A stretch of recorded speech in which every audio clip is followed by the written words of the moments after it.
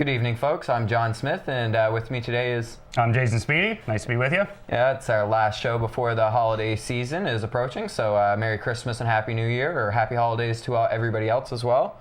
We'll start the show off today with some football. It's getting pretty close to playoff season, so we figure we should do a playoff roundup preview. We have a good idea of who's going to be into the playoffs, but not necessarily the seeding. It's quite tight over in the NFC and the AFC, so... Yeah.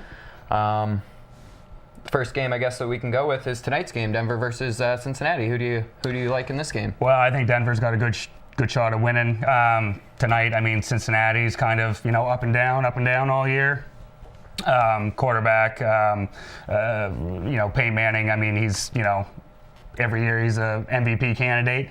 There was a little bit of talk that he might not be active tonight because last week he only attempted 20 passes and was suffering from some sort of thigh injury or something. Well, I think it was more a sickness issue or something like that. But as far as as of right now, all systems go for tonight. So I see Denver coming out, and with the way that Patriots won yesterday, they pretty much solidified home field advantage through the playoffs on the AFC side.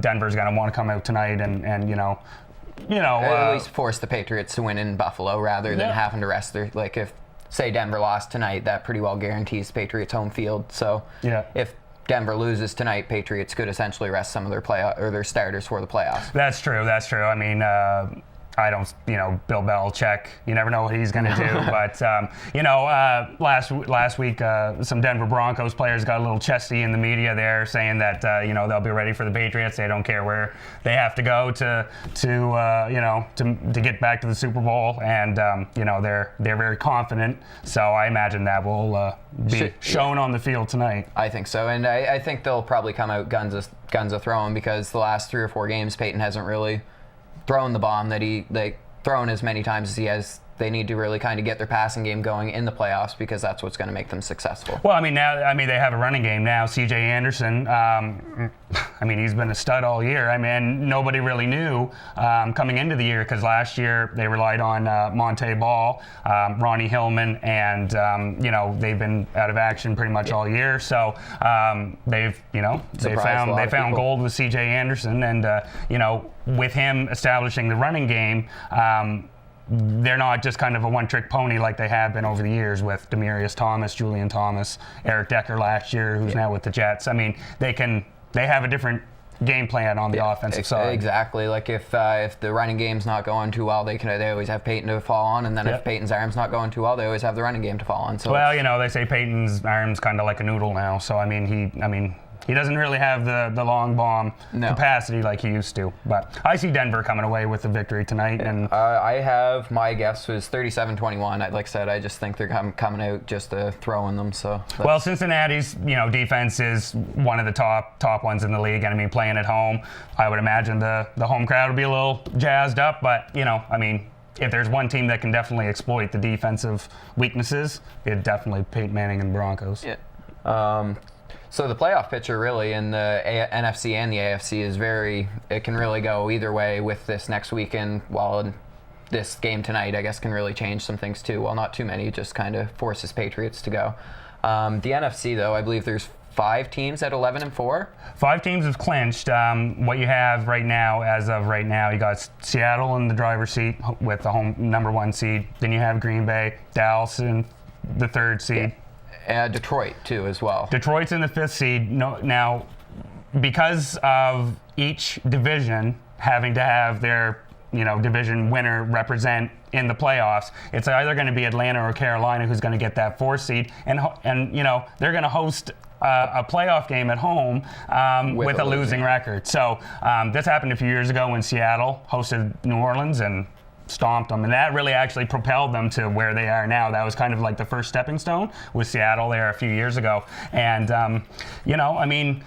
Seattle's looking awesome. They've really stepped it up the last 5 weeks. It was they got everybody back healthy, and I mean they've really established themselves as the cream of the crop in the NFC. And no team is going to want to go through Seattle to get to the Super Bowl, because I mean we all know how much Seattle dominates at home, right? So every team last night was rooting for Arizona, but it's too bad for Arizona, because I mean their defense is stellar, but they just don't have the offensive weapons. I mean they've lost Carson Palmer, they've lost Drew Stanton. It's hard to go back on a third-string quarterback. Well, I mean, he's played, started eight games in the NFL and just still doesn't have a touchdown pass, right? Yeah. So, I mean, they lost their running back, Andre Ellington. Also, what's hurt them is without that threat being, in the quarterback position, their top receiver, Larry Fitzgerald, is now kind of double team, triple teamed. He's their only option, really. And now they're really running the ball a lot, kind of changing their offensive game plan. Now he's blocking. So when you take your top weapon on the offensive side pretty much out of the game, what do you do? It's going to be hard for them to score. They're still going to host a playoff game. I believe they've secured home field. No. Seattle's they're relegated to the 6th seed basically, unless they win next week. They might jump up into that 5th seed if Detroit loses to Green Bay, and Detroit's playing in Green Bay. So I mean, the seeds are kind of still up in the air, over the place. But you pretty much know who's going to be in. Well, I mean, Carolina or Atlanta, whoever wins that game gets the 4th seed and wins the NFC South. I have Atlanta winning that game. They're 5-0 within the division. As terrible as that division is, they've still beat they've won all 5 of the games out of their 6 that they've played. The thing is with Atlanta, they have superb offensive weapons. You got Matt Ryan, who is a top 10 quarterback in the league. Julio Jones is top 3, top 4 wide receivers in the league. He can just go get it. Roddy White, Steven Jackson. I mean, they do have playmakers on the offensive side. I see them winning their home, their home game in the playoffs. If they end up playing Arizona, I see them winning that easily. Definitely. Well, I mean, like you said with Arizona, they don't really have too much to fall back on anymore. No.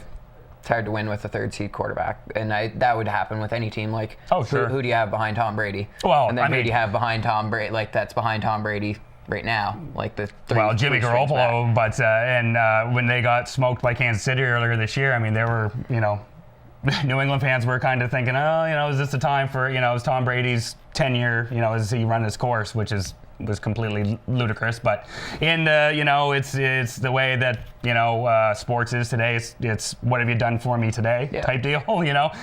There's no leeway with losing. Oh, exactly. Baltimore pretty well has to win out and then have some help, correct, if to make the playoffs. Yeah. Well, what they need to win next week, and they need San Diego to lose, because San Diego beat them a few weeks ago. I think it was week 14 in Baltimore. So Baltimore, they really didn't come to play yesterday, playing against a third string quarterback last night. But Houston, I mean, they played with some toughness yesterday. Yeah. Houston also needs to can make the playoffs, but they have to get very lucky. They need San Diego, Cincinnati, and Baltimore to all lose out in order to make it. Yeah, I mean, you have your number 1 seed, New England. Denver's already clinched their division. And other than that, Pittsburgh's clinched. But other than that, Cincinnati is kind of up in the air, depending upon how they finish out their next 2 games. You also have San Diego, Baltimore, Houston, Kansas City. San Diego's kind of in the driver's seat for themselves. They have the 6th seed right now. So I mean, it's going to be an interesting week 17. I mean, and that's why you play all the games, and that's why and that's what you hope for as a fan, right? That each game matters. Yeah, this is probably, in my recent memory, the closest that I've seen it come down. You usually have at least 1 or 2 home field buys guaranteed. I mean, we do have, like you said, Seattle, but I mean, every game next week still means something for the teams. Oh, sure. Well, that's right. I mean, if Seattle loses next week and Green Bay loses, and Dallas wins, you got Dallas with the number 1 seed. Yeah. You know what I mean? And then same as Detroit. If Detroit wins over Green Bay, then they can jump up a couple, I believe, as well. And they win the division. Yep. So I mean, it's super interesting. A lot of games to root for. I believe San Diego plays Kansas City next week, so that's right. Again, that should be a winnable game for them as long as they play their game. Well, you never really know with a division game. NFC West, I mean, it's a tough division. Every team is good, save for the Oakland Raiders. They haven't been good for a while. But anything can happen. I mean, you looked at that game Saturday night. San Diego was down 28-7 to San Francisco on the road. They come back, win the game in overtime. It was a phenomenal game. But I mean, that's the type of what football we're looking for. And Colin Kaepernick did make a big mistake on that last play or the last drive of the game to give them a chance. When they went for it, he run out of bounds, so he stopped the clock. Had he have stayed in bounds, it would have taken another 40 seconds off the clock. And what you've seen this year with the regression with him and Robert Griffin III there in Washington is not the progressions and the stability that Andrew Luck, Russell Wilson have provided from that draft class just 3 years ago. So. Although to the Andrew Luck and Russell Wilson's defense, or in the Robert Griffin's thirds, I guess, and his defense is Russell Wilson's had a more steady of his team. RG3's already gone through 2 coaches. I mean, mind you, he got his first one fired, but Washington really isn't that stable of an environment for a quarterback to grow, I don't think. And then same as Indianapolis, they've been consistent with their coach, with a lot of their players for a long time. So I think that kind of helps when you come into a steady environment rather than chaos. Yeah, well, I mean, that's true. I mean, but when Andrew Luck was drafted by the Colts, they were coming off a 1-15, 2-14 season because Peyton Manning was hurt. Andrew Luck's first season, they did make the playoffs, but their coach, Chuck Pagano, unfortunately had cancer. Bruce Arians, the offensive coordinator, who's now the coach of the Arizona Cardinals, filled in, did an admirable job, and last year they won a playoff game at home against Kansas City in that shootout. I can correct myself there, because San Francisco has had a consistent team for Kaepernick. However, now they're just kind of getting old, in my opinion. It's just happens with players. Like, a lot of their star players are getting old and beat up. Well, there's a short window in the NFL. I mean, injuries, player turnover. I mean, the average career span is not very high as opposed to your hockeys, your basketballs, your baseballs, right? So, I mean, you have a short window to perform. You get the anomalies like the New England Patriots. I mean, they've been great for years. But I think that also has to do with the coach. I mean, Bill Belichick's a genius. The teams that have consistently done well have kept a consistent coach. Oh, yeah, there's no question Bill Belichick is, probably the top coach in the league, one of the best in NFL history. There's no question about in NFL history. No question about that. No question. Yeah. With that, do you see Jim Harbaugh going to Oakland, or do you see him accepting the Michigan offer that he received for the college? Money talks and your heart talks. So the reports kind of are saying that he wants to stay in the NFL. But his alma mater, that's right, at alma mater of Michigan, they're looking for him to be the head coach.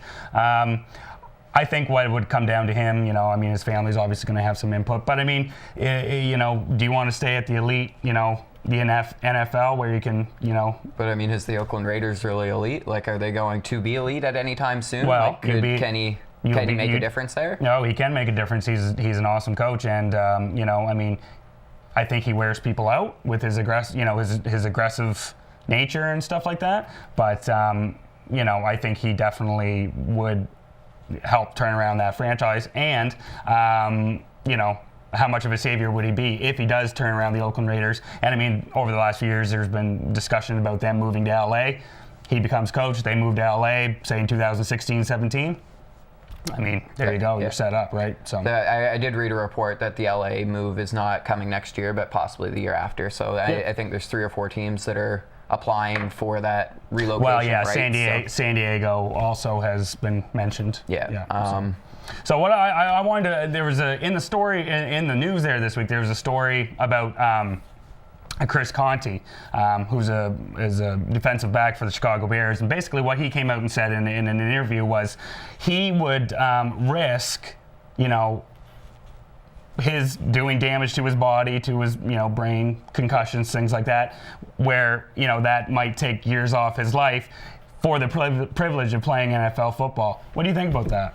See, I think it's admirable. I mean, it is a privilege to play in the NFL. I mean, you've got to be talented, you've got to be strong, you've dedicated most of your life to the sport to get to that point. Mm-hmm. So if you're making $5 to whatever $1 million a year, if it does take off 5-10 years, you know the risks when you're getting into it, like he said. So I know the risks, and for me to have played in the league and have my name go down as playing in the league, it would be worth it. So I do agree with him, and I think the players now know the risks because everything's coming out. Like, they're not covering up the concussions and all that like they used to with the stories. So I mean, the players know what they're getting into now, and if you can make that kind of money and get the privilege to play in that league, then I think why not? And I mean, you're providing for your family probably for a couple generations if you have that, a long career, right? Defensive backs typically do, last in the league, 10, 12 years, So I mean, he does have that privilege, like you said, to provide for his family, and like you said, have the reputation as playing in the NFL. I mean, as any athlete, when you grow up playing a sport and loving the sport, and that's who you are as a person. You identify yourself as an NFL player. I mean, I think it's sort of refreshing to get that take out into the media, because it's kind of a little bit counter to what we've heard a lot over the last year with the concussions and player safety and stuff like that. I think when it comes down to it, players are willing to take that risk because they love the game. They want to be there for their teammates, and they love the game. And I mean, that's the risk you run. I mean, it could happen to anybody in any sport. If somebody was to say to me, I can take 10 years off your life, but I'll give you the dream job that, like, for your career. I think it'd be a toss up for a lot of people. Like, I mean, yes, it is time, but if you're getting to do what you love for that amount of time and you love it that much, like, to have dedicated that many years to it. I can see his point. Oh, absolutely. And like I said, I mean, I think it's a little, I think it's refreshing to get that take out into the media and out in, you know what I mean, and maybe have a little bit more of a discussion about that. And I know the NFL's taken a real hit this year, and most of it justified. But I mean, players have a say as well, right? I mean, they do. I mean, they do have the concussion protocols and all that stuff. But I mean, if an athlete knows that they're hurt and they can't play, they will say it. But if you're just injured, get back out there and play. And like I said, I mean, if you're playing baseball, you get a line drive back and you're a pitcher, I mean, damaging effects, right? Even hockey, if you get hit with a pitch, like that ball's going 100 miles an hour. Well, and I mean, you look at players like in the NHL, Eric Lindros. I mean, he had a NHL Hall of Fame career cut short because of concussions and stuff. He knows what the risks are, and they all know what the risks are. But I mean, if you're getting paid that kind of money, and it's a risk reward, right? Why not? So I found that kind of refreshing. Another thing that I did find kind of also refreshing, like we've been talking about the NFL's bad publicity, and Michael Vick, he's kind of reformed himself. Everybody kind of remembers Michael Vick for the dogfighting incident that he happened there. He went and served prison. He's since finished his term. He's been back in the NFL. He repaid back when he filed bankruptcy, he owed $18 million. He repaid that back, or he'll have paid that back at the end of the season. He continues to do work in the community towards like animal abuse and everything. So I think that's kind of a good, like you said, it's refreshing to see that sometimes the procedure works. That's right. And I mean, what he was accused of and was guilty of, heinous. I mean, as an animal lover, and it was really disgusting to read some of the things that he participated and allowed to happen on his own. But as a fan of the Philadelphia Eagles, have been since I was a little kid, and to see him come back and go right to the Eagles, it didn't hurt that he had a really good year, his first year back out of prison. But yes, he has definitely taken the steps to reform his image, and it definitely appears like he's learned his lesson. Nobody should forget or let him skate on what he did, but it is good to see that some athletes do feel that obligation, both personally and to the communities, and learn, right? And I mean, we all learn and we all make mistakes, and I mean that was a bad one. And it went on for a long time, obviously, before he'd get caught. But it's just like you said, it's just refreshing to see that And he didn't take the way. I mean, he paid back 15 or 18 million, almost 18 million, and basically. And he didn't have to fine. either because they said that he could have filed for the bankruptcy where he didn't have to pay back his debts. So, that's right. Yep. I mean, that's good on him. Yep. Good on him. Yep. Did you have anything else you want to talk about in football? Like, do we want to go over some scores? Go for it. So next week's games, I guess, I have Cincinnati losing out. I have them losing to Pittsburgh. If you guys want to give your take too, the number is 1-855-529-8826. And then maybe just have an argument or agree with me or disagree with me with some scores. And maybe Jason can agree or disagree with me with some scores here too. So Baltimore, they play Cleveland next week. That kind of can help them make or break the playoffs. It puts them in gives them their driver's seat anyway, and then they got to hope for some luck. But I have them beating Cleveland. The Browns, I believe, are going back to Brian Hoyer after Johnny Manziel got hurt. Yep. I did see some of the fans in Cleveland cheered when Manziel got hurt. I think that was a little classless. Cam Newton also spoke out on that. So good on him for sticking up for a guy that doesn't even play on his team. So. Yeah. Well, I mean, and the thing is in the NFL, when someone goes down and is injured, I mean, it can be career, life-threatening. I mean, there's been numerous good players, bad players that have, quadriplegics, paraplegics now because of, hits to the neck and head and things like that. So whenever anybody's laying, on the ground, nobody should cheer. Yeah, it is. And I mean, that was really popular back, the most publicized incident was years ago when Philly was playing Dallas and Michael Irvin, Hall of Fame wide receiver, was hurt. The Philly fans were cheering. But I mean, they also threw snowballs at Santa Claus too, so I mean, that's Philly for you. yeah. So, do you see Cleveland putting up any kind of a fight? No, with Baltimore, I mean, I don't think. I mean, I think they had a successful season, I think they'll finish out 7-9. But I mean, Baltimore at home. They know what they're playing for. I think that defense will be revved up. I think they'll be good to go. Unfortunately, I don't think it'll matter because I think San Diego is going to beat Kansas City, and I also have San Diego beating Kansas City. I do have Houston beating Jacksonville as well. I mean, Houston's gonna. Jacksonville's 3-12. I mean, they've actually won more games this year than most people thought they were going to. So I mean, they've, another high draft pick for them. I also have New England beating Buffalo. Sorry, Bills fans, you have played very well against shutting down some really good quarterbacks. Shut out Aaron Rodgers and Peyton Manning back-to-back weeks. So kudos there, but it's going to be a tough end of the season, I'd say. Well, I mean, New England's, I don't, like I touched on earlier, I don't see Tom Brady taking a day off or Gronkowski and stuff, and Belichick's going to, he's definitely going to play to win, right? So. I also have the Colts, Indianapolis over Tampa Bay. I think that's going to be a good game. The Colts, they are in the playoffs, and they will have, I think they can get home field. I believe they do have home field. No, they the highest they can get is third seed if they win. Which would be the home field if I they win. Suppose, yes, that's right, for the first round, yep. The only thing with Indianapolis I find is they've won all the games against the lower teams, but then when they've come up against the higher teams, they haven't fared off so well. So I don't really see them. And the thing next week, if things are kind of where they want it to be, maybe Andrew Luck doesn't play. He didn't show up to play yesterday. I know that. I mean, 42-7 on the road. I mean, I know it's on the road against Dallas, but Dallas was coming into the game 3-4 at home. And DeMarco Murray with a broken hand. I mean, they just didn't show up to play. It was 28-0 at half. I mean, it was.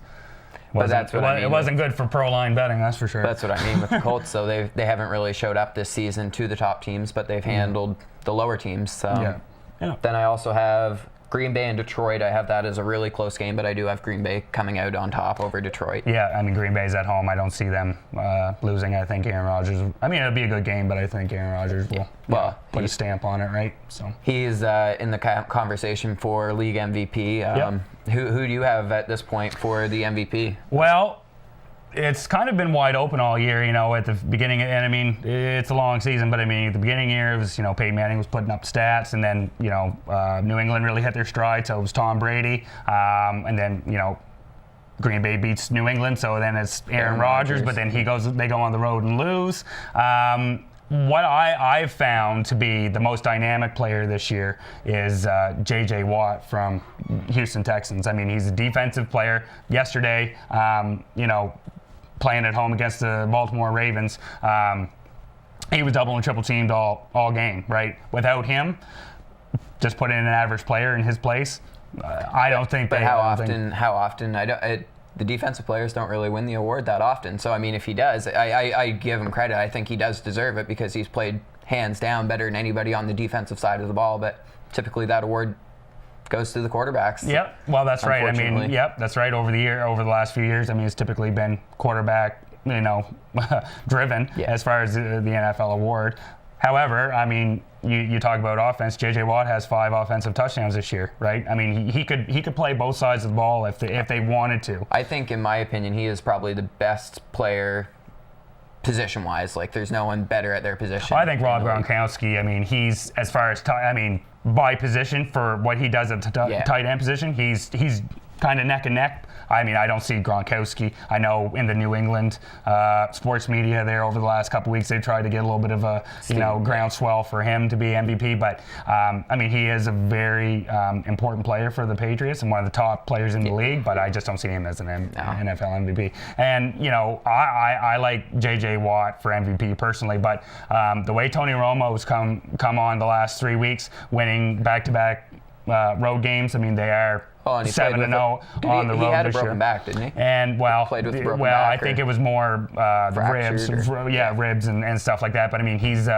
been playing lights out. I mean, 4 touchdowns yesterday. So, and Dallas, I mean, if they end up getting some help and creeping into that 1 seed, maybe he is the MVP. I'd like to see Dallas do well, just because typically December has not been Dallas's month. I wouldn't want to see Dallas do well. I hope they lose. Well, I would just like to see them do well, just because they kind of remind me of the Leafs, where they typically start out really well and then they kind of taper off. So it would be kind of nice to see Tony Romo maybe break that stigma of not being a clutch player. Well, yeah, but I mean, that's talking heads on ESPN and the other sports networks that have to come up with a story to say. I mean, what's to say that the defense that he's played over the years didn't step up their game and make him make poor decisions and stuff like that? I mean, it's not all Tony Romo. I mean, there's other guys on the defensive side, and I mean, I remember a few years ago they had a must-win game against Washington, blew it at home. You know what I mean? That was RG3's first season. So, I mean, it's not all Tony Romo. Do you see, with RG3, you're talking about him there for a second, do you see him going anywhere, or is he sticking with Washington? Do you see Jay Gruden going anywhere as well? Or? Well, Jay Gruden was signed to a 5-year contract. This is year 1. That's an awful lot of money to be paying out to not have, as a coaching your team. So you're going to have to basically pay 2 coaches to coach your team. Yeah. I don't see RG3 going anywhere, just because the owner, Dan Snyder's invested a lot of So you think they're going to try and make it work again between the two? They might. I mean, they're coming. I mean, they were 3-13 last year, 4-11 this year. I mean, they are not where they need to be competitive with the Philadelphia Eagles, the Dallas Cowboys. I would like to see RG3 go to the Philadelphia Eagles.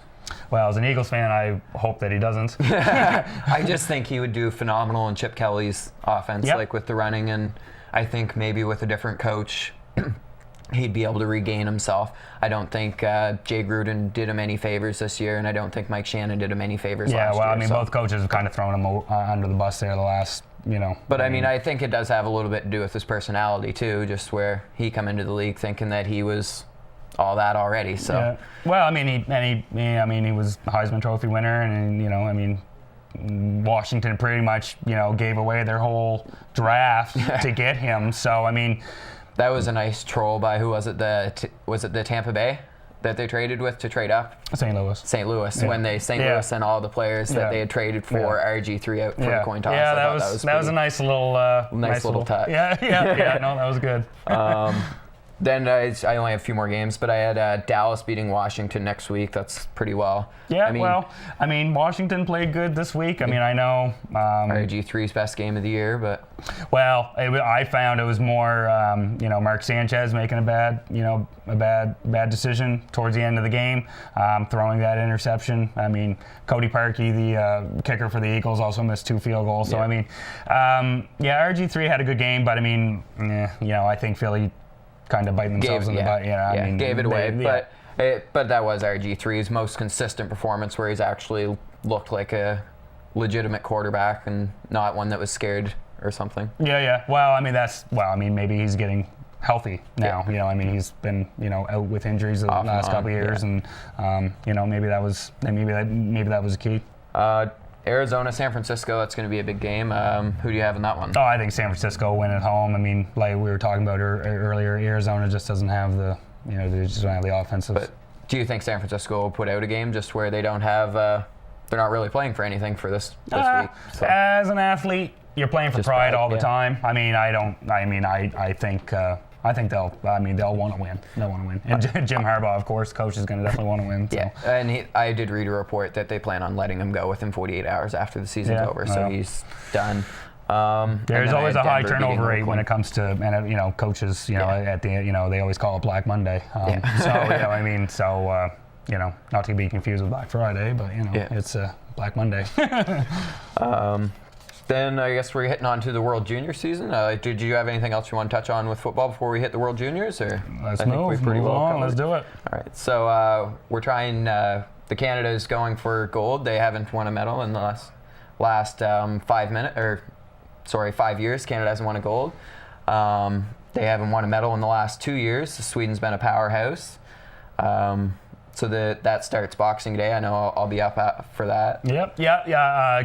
Team Canada schedules. They're playing Team Slovakia on Boxing Day, Germany on the 27th, Team Finland on the 29th, and the biggest one for me is against Team USA on December 31st. It's always good to see the Canadian boys beat the States at anything. and that's a big one for us in general. It's because it's the number 1 and 2 draft prospects in that game. It's Connor McDavid and Jack Eichel. Yep. I know they don't like hearing about that because I've seen some questions with them where they've been asked about facing each other. And it's like I haven't even met the guy. It's just. Yep. But they are the cornerstones of each of the draft next year. So it'll be very good to see that. Yep. I guess we'll take a quick break here, folks, and when we come back, we'll carry on with some of the World Juniors, and then maybe we'll go into some basketball and some hockey and some baseball. Yes. Talk about some baseball. Yeah, there's been lots of baseball to get to. Yeah, there's been so many moves. It's been a crazy off season.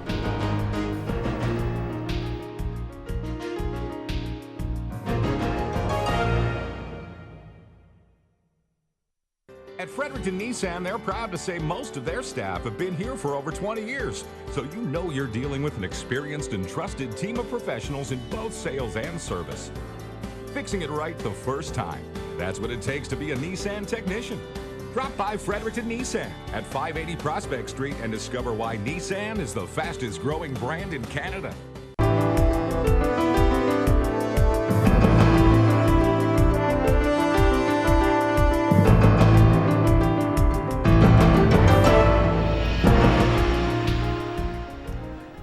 Welcome back, folks. You're here again with John Smith and Jason Speedy. We're going to start back on some baseball. I did say we were going to go on World Juniors, but we were kind of getting scarce on time. So just make sure you tune in on your TV on Boxing Day and catch Canada versus Slovakia. And then, like Jason said, the big game is Canada versus USA. So New Year's Eve day. Yeah, so, New Year's Eve day. Yep. Make sure you check out that. So with the baseball, it's been a crazy off season. There's been a lot of moves, Absolutely. a lot of trades, a lot of pickups. The Red Sox have been quite busy. They've got some good infield players, and then they've also picked up. They've bolstered their pitching. Yep. They did miss out on John Lester, but they did. Other than that, are you content with the moves they've done? Like, how do you see it shaping up next year for the Red Sox? Did you get your picture taken with World Series trophy over the weekend? No, I did not. Well, it was in Calais, Maine over the weekend. I know a lot of Red Sox fans were very happy about that, but I suppose Blue Jays fans wouldn't be so happy to go get a picture taken with World Series trophy. Given it's been a while. Given it's been a while and with another team. So maybe you'll get one in your lifetime, but we'll see. Well, time will tell. I'll wait for my Toronto sports. I think my best chance will be with the Raptors. Yeah, well, at this point, maybe. To answer your question, I've loved what the Red Sox have done. I was disappointed initially when they lost out on John Lester. But, I get why he left. I mean, he can go, start over new, start a kind of a new legacy. He's got... definitely he got paid. Well, 6 years, $155 million in with an option for a 7th year. Him and general manager Theo Epstein and assistant general manager Jed Hoyer, they're close. Yeah. from their Boston days. Yeah, and I mean, the Chicago Cubs are definitely on the way up. I mean, they have good prospects: Javier Baez, Anthony Rizzo, Starlin Castro, Jorge Soler. Now you have John Lester, that's the featured ace pitcher. Playing in the NL Central Division it's pretty much been owned by the St. Louis Cardinals over the year. Yeah. Over the last few years, with Pittsburgh Pirates now, and Milwaukee had a good year. Cincinnati's in the thick, but I mean, that's definitely a division that can be won. Do I think they're going to win, this year, 2015? No, but I mean, they've definitely got the building blocks in place. Yeah. Now, getting back to the Red Sox, their reaction to losing out on John Lester, general manager Ben Sherrington definitely had a backup plan, like he had said. They basically the next day traded for, Wade Miley, who was the number 2 starting pitcher in Arizona, Rick Porcello, who is on the way up, a very young pitcher, under control for this year, be a free agent in 2015 after that season, but I imagine he'll adjust well to the AL East, and he'll have a good season. They also picked up Justin Masterson, who was brought up and drafted by the Red Sox, brought up through their system. He was traded to the Cleveland Indians for Victor Martinez, and part of that package. And they've always kind of had an eye on getting him back because he's a really good clubhouse fit. He's a very bright young guy. He's very good chemistry-wise. They signed him to a 1-year deal.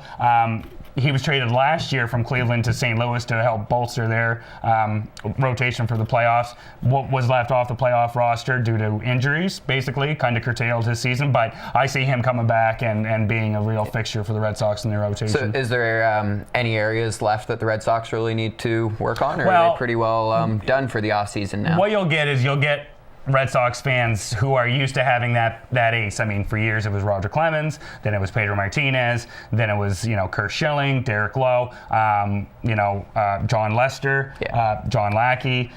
They've had a string of top-notch aces, if you will, over the last 30 years. Well, really, I mean, and the Hall of Famers. We're talking, current, future Hall of Famers. So you'll have Red Sox fans say that they need an ace.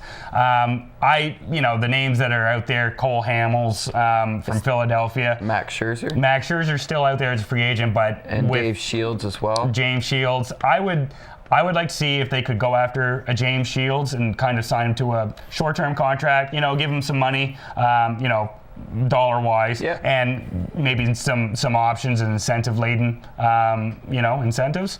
But I would like to see them stay away from Cole Hamels. His stats against the AL East over the years have not been good, and I don't really. Boston's on his no trade list. Yeah. So how much would he be bought in, and how would he deal with the pressure? Because it seems like, he's a California kid. He'd like to stay on the West Coast. I know Philly's on the East Coast, but he's kind of ingrained in Philadelphia. Yeah. So I don't see that being a good fit. I think the Red Sox have a very good chance this year. I know that's anybody that knows me, that's gonna a biased opinion. But I mean, Baltimore and Tampa Bay definitely taking a step back. The Yankees haven't really done anything to bolster their team. They're going to have a lot of issues with A-Rod this year, I feel. And I mean, I know the Blue Jays made some nice deals earlier on in the off season, but what the Blue Jays have kind of done is, and this isn't a bad strategy either, because this is kind of what the Red Sox did a few years ago. They've signed a lot of what they're called is 4A players, which is basically they're better than AAA, but not quite made that step to Major League Baseball, to the league yet. So if they get some of those players that have had the potential and kind of not quite made it. If they have those guys that step up and contribute, I mean, they will be a force to be reckoned with. But I mean, the Blue Jays still have some holes to fill. Definitely. But even with the Blue Jays top 5, or their 1 through 5 for their hitting, that should be able to keep them in a lot of games, regardless of how everything else falls out, because they should be able to hit a fair amount of runs or drive in a fair amount of runs. Well, the thing is with Toronto as well. I mean, they play they do, and they play in a Homer Dome. I mean, Rogers Center over the years has it's an offensive paradise. It's not a pitcher-friendly park at all. No, it's not. And So, I mean, the other teams are going to be bringing in their, coming with their bats too, right? So, I mean, and, yes, they did upgrade at third base with Donaldson and, bringing in Russell Martin. Yeah. But, I mean, chances are they're going to trade DNR Navarro. He had a very good year last year, and he was a very good catcher for them. So, I mean, you might see a little bit of a, wins above replacement for Russell Martin, but they lost Melky Cabrera, and he had a fantastic year for them last year. I mean, losing him in the outfield is going to be tough. He had a good offensive season, and he's also a very good left fielder. Yeah, so definitely. Blue Jays CEO Paul Beeston's pretty well trying to get out of the Jays. I think he's staying in for next season, but the Jays are looking to replace him. They're kind of looking not in-house. They're trying to go throughout the league. What do you kind of take on that? Well, yeah, I think when Paul Beeston came back to the Blue Jays, I think the initial plan was he was going to help guide and get them stable because he was part of the organization back when they had their successful run in the early 90s. My problem with what the Blue Jays are doing is I find it interesting that when John Farrell was their manager, and all I heard from Blue Jays fans was, they despised John Farrell. How could he do this? How could he turn his back? He just wanted to go back to Boston anyway. He was never bought in. He was, just the worst thing. Like, I had friends and Blue Jays fans that were more interested in seeing him lose as opposed to the Red Sox team. So this is my problem. So if they were the victims then, so why are they going and trying to poach Mike Rizzo from the Washington Nationals, who has probably the best 1 through 25 roster in major leagues? Dan Duquette, who just signed a new contract with the Baltimore Orioles for vice president and general manager. And, why are they trying to go? And Kenny Williams from the Chicago White Sox, who have had an awesome offseason. Why are they trying to get these people out of their positions with these clubs instead of looking at in-house? I mean, Alex Anthopoulos is supposed to be the wonder kid to the Stars. Why isn't he being promoted? Why don't they have people in-house to promote? In my opinion, I think with Alex Anthopoulos, he is going to be very good, but I don't think he has the experience. So I think going after a Mike Rizzo or something like that, who is known to be successful, like he's been successful. Okay. So I think they're just trying to give other. Like, that's how it happens. Like, a bigger opportunity comes up, you interview the best candidates, regardless of where they are, and give them the choice to take it. I mean, John Farrell got his option to go back with the Red Sox.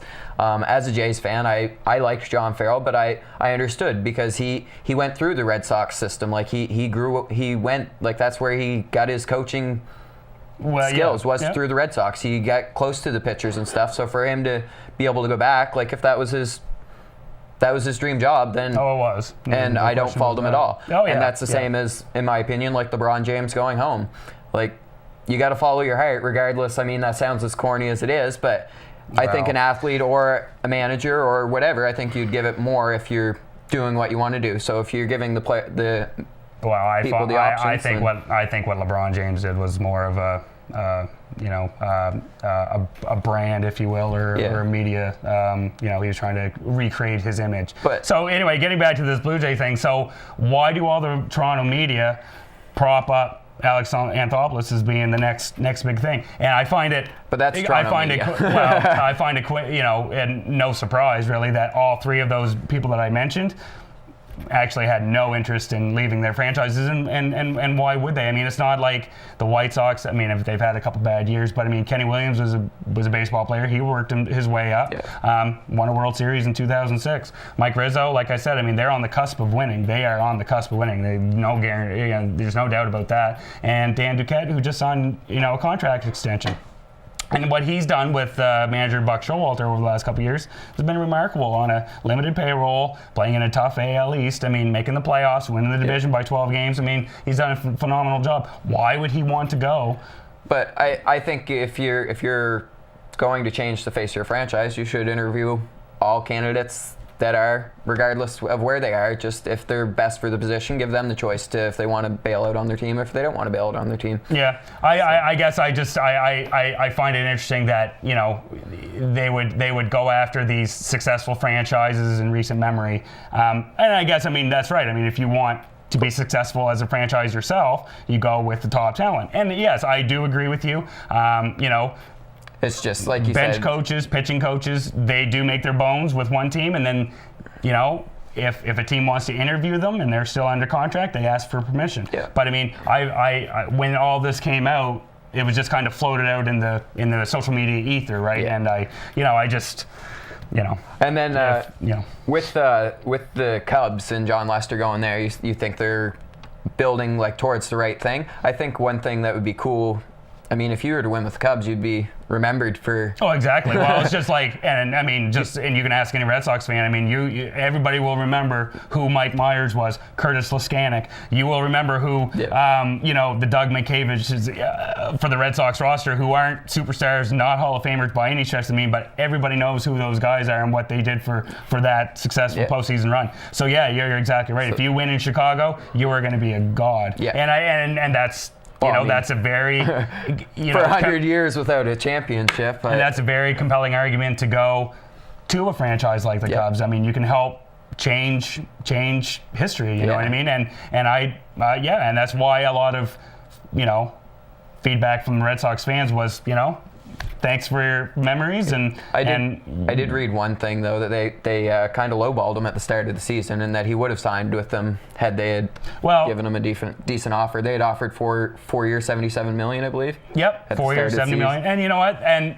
that is it is a substantial amount of money, but compared to what he signed now and what they offered after, they offered almost double. 2 things. One, they didn't gauge the market very well. 3 things, really. They didn't expect him to have the season that he did, which was a phenomenal season. And third, I mean, it's negotiations. Yeah. You got to, you got to start out somewhere. Was it low ball? Yes, perhaps. But I mean, we aren't the owners, and exactly. it's negotiations. He had full right to say no. But he didn't want to have discussions through the season, and I can respect that. No, definitely make it harder if you offered something small and then he thinks it's small and then you brew on it all season. Yeah. And I mean, he definitely, he added dollars to do his pocket with the season that he had. Back to your point, yes, I think the Cubs are going to be, a force to be reckoned with in the next few years. They got Joe Madden as manager.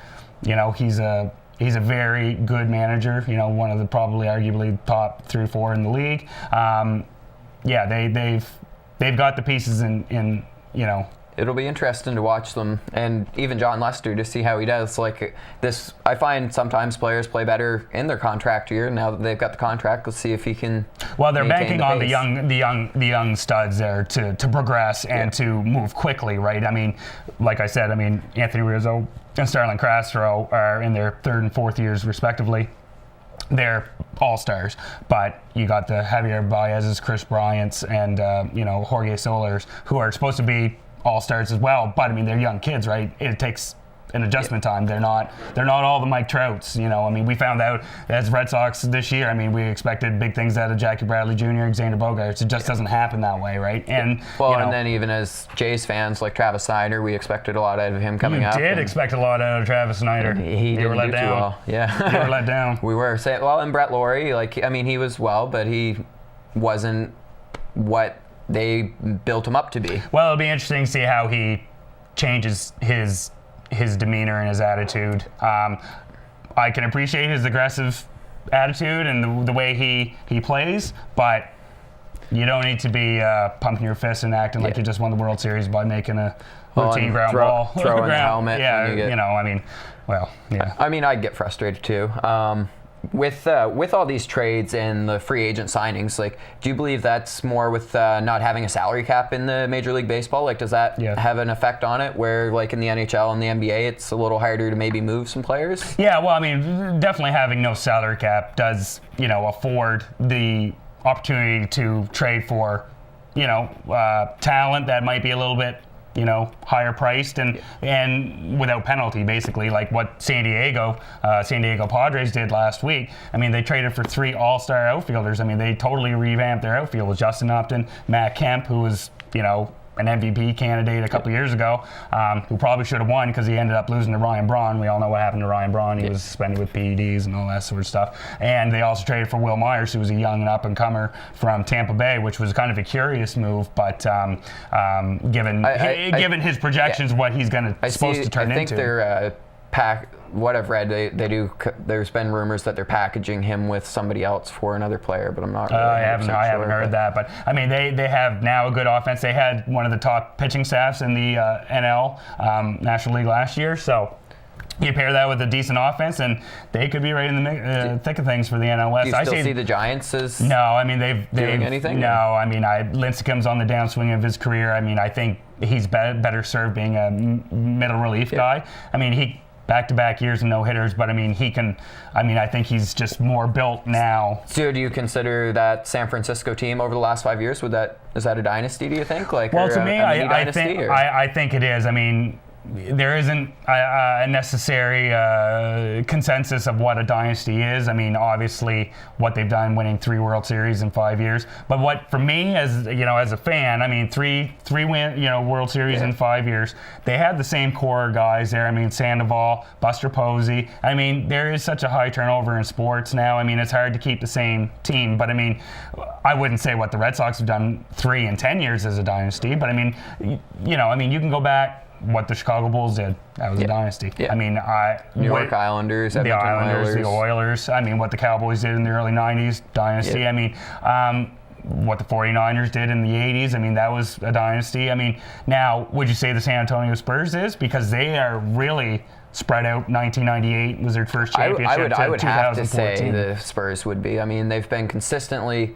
Tim Duncan hasn't lost more than 50 games, I believe, in a season throughout his career. Like, he's never gone below the 50-win record. Yeah, the Toronto Raptors as a team have never won 50 games in a season, and Tim Duncan in his career has never lost. Yeah, I mean, that's phenomenal. That's an amazing career. I mean, they've definitely had I mean, with Greg Popovich being there and Manu Ginobili and Tony Parker. I mean, and David Robinson before that. I mean, they're a revolutionary franchise, really. Like, they've just been so consistent, same as like kind of the Detroit Red Wings in hockey. But I mean, even they've brought in San Antonio Spurs brought in Becky Hammon as a coach, so the first female coach on the team. Awesome. They also brought in the European coach there. I can't think of his name right offhand, but he was also the first European coach. So they're kind of ahead of the game with using the sources around them. They definitely have the most multicultural roster throughout the years. I mean, they even have Matt Bonner, who's a Canadian, I do believe. On the roster. I mean, they've had Bortio, Tony Parker's from France and Manu Ginobili and stuff like that. So I mean, they've definitely.